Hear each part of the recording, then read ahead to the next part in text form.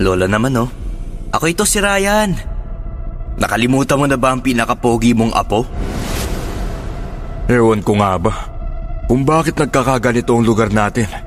Dati-rati, sobrang tahimik naman ng lugar na ito. Matanong ko lang po sa inyo, wala po ba kayong napapansin sa paligid? Yung bang parang may kakaiba? Hindi lang nag-iisa ang aswang sa lugar na ito. Marami sila. Kailangan ko silang matugis sa lalong madaling panahon.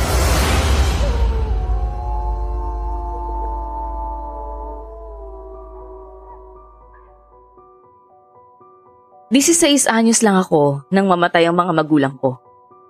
Isa sa nakatulong sa aking pag-aaral ay ang donasyon na binibigay sa akin ng mga tao dahil isa akong manggagamot sa amin. Nang tuluyan na akong nakapagtapos sa kolehiyo, ay umuwi ako sa probinsya ni Lola sa Aklan para magbakasyon. Ako nga po pala si Ryan at ito ang aking kwento. Bago ko simulan ng storya, huwag kalimutang mag-subscribe bilang suporta sa ating channel. Nang makarating ako sa probinsya, para ba akong nakaramdam na may mga matang nakatingin sa akin? Nagsitayuan ang mga balahibo ko sa hindi maipaliwanag na dahilan. Tinawag ko si Lola Vina nang makita ko siyang nagwawali sa bakuran at may kausap itong lalaki. Patakbo akong lumapit sa kanya at niyakap siya. Lola Vina, kamusta na po kayo? Ayos lang naman ako. Teka, sino ka ba, iho? Lola naman oh. Ako ito si Ryan. Nakalimutan mo na ba ang pinakapogi mong apo? Apo, ikaw na ba talaga yan? Binatang binata ka na. Halos hindi na kita makilala dahil mas lalo kang pumogi. Ay, ikaw talaga. Bakit ba hindi ka man lang nagsabi na uuwi ka pala dito? Pwede sana na ipaghanda kita ng masasarap na pagkain. Naku, wag na po kayong mag-abala pa. Kaya po hindi ko sinabi na darating ako para masurprise ko kayo.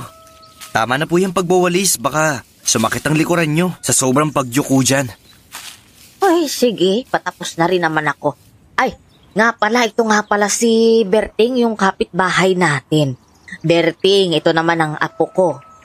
Kaya narito itong si Berting dahil pinag-uusapan namin yung tungkol sa baboy niyang nawala kagabi. Hello po. Kamusta po? Maligayang pagdating sa lugar na ito, iho.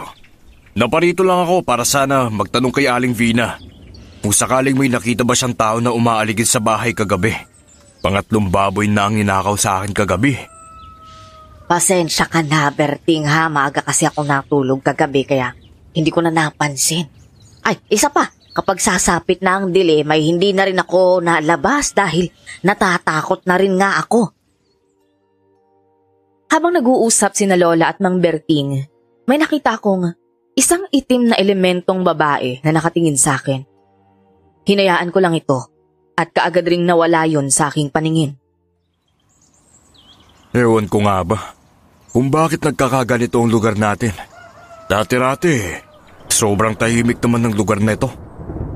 Ang mabuti pa, magtanong-tanong ka na lang dyan sa iba dahil aasikasuhin ko muna itong apo kong si Ryan ha. Ay, halika na sa loob at magluluto pa ako ng almusal natin. Sige po. Maunan na rin ako.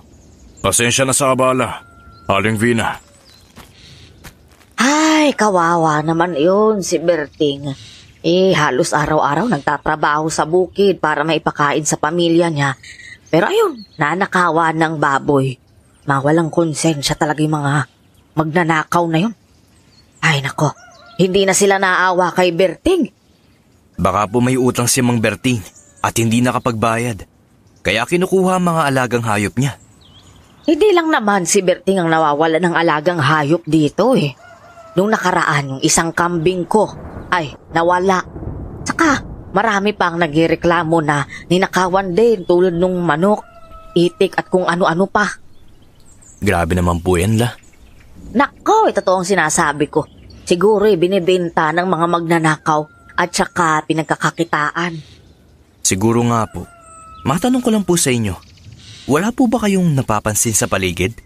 Yung bang parang may kakaiba? Wala naman, iho. Bakit mo naman natanong? Alam niyo po ba, parang may kakaiba akong nararamdaman sa lugar na to eh. Para bang nabalot ng masasamang elemento ang lugar na to? Apo, pwede mo bang wag nang ipaalam na isa kang manggagamot? At ako'y natatakot para sa iyo. Dati-rati kasi may manggagamot na nakatira dito pero namatay. Ayon nga sa haka-haka, pinatay daw siya dahil masyadong nagmamagaling. Pero hindi rin naman kayang kalabanin yung mga masasamang elemento. Baka po mahina pa ang manggagamot na tinutukoy nyo. O di kaya baka baguhan pa lang po. Ay, ewan ko nga rin dun. Pero nung panahon na buhay pa yun, malaki ang naitutulong niya rito sa lugar, lalo na sa mga taong nagkakasakit. Pero ngayon na namatay na siya, mas dumarami na ang nagkakasakit at kahit yung doktor nga hindi ito kayang malunasan. Ha? Oo, apo. Napakunot na lang ang aking noo dahil sa mga sinasabi ni Lola. Ang lolo ko ay isa ring manggagamot dati at si Mama ang nagmana niyon. Makalipas ang 1 linggo ng pananatili ko sa lugar, inutusan ako ni Lola na pumunta sa palengke. Nilakad ko lang dahil medyo malapit lang naman ang palengke sa bahay ni Lola. Habang naglalakad ako, may nakita akong isang babae na hirap sa pagbubuhat ng mga dala niya kaya nilapitan ko siya para tulungan. Miss, baka kailangan nyo ng tulong. Ako na po magbubuhat dyan sa mga dala mo. Mukhang nahihirapan ka na kasi. Tsaka, gusto mo ihatid na kita hanggang sa inyo? Talaga? Oo nga bigat. Pero okay lang ba sa'yo? Naku, maraming salamat naman kung ganon. Kaya lang, baka tagayin ako ng tatay mo eh. Tsaka nga pala, ako nga pala si Ryan. Ako naman si Rhea. Ngayon lang kita nakita dito saan ka ba nakatira?